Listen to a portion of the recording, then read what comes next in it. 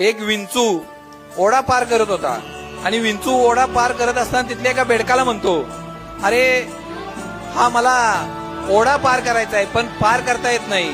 तो बेडूक म्हणतो, मी तुला जर हा ओढा पार करायला मदत केली, माझ्या पाठीवर घेतलं तर तूच मला डंक मारशील ना.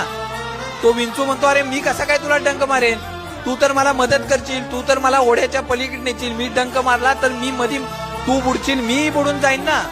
बेडूक विचार करतो, हा खरं बोलतोय, आपण ह्याला मदत केली तर कशाला आपल्याला हा डंक मारेल. बेडूक त्याला आपल्या पाठीवर घेतो आणि तो ओढा पार करतो. जसा ओढा पार होतो तसा तो विंचू त्याला डंक मारतो आणि तो बिचारा बेडूक शेवट मरण यातना भोगताना त्या विंचूवाला म्हणतो, अरे तू तर म्हणला होतास की मी तुला डंक मारणार नाही, मग हे काय केलंस, कशासाठी मला डंक मारला.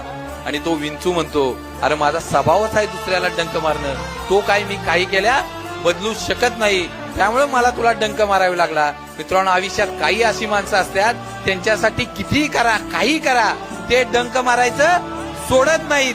त्यामुळे असल्या माणसांच्या पासून आपल्याला आयुष्यभर सावध राहता आलं पाहिजे. योग्य वेळी त्यांना आपल्या आयुष्यातनं बाजूला करता आलं पाहिजे.